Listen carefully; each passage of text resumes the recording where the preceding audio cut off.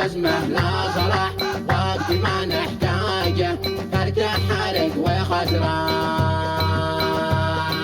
لا تدمن لا تأتمن إنسان ما هو فالح، طبعهم محداقة من ذا يبيعك بدخان. يا من ضاع ضر الصاحب بالخنجر، لابد من يوم يجي يقهر.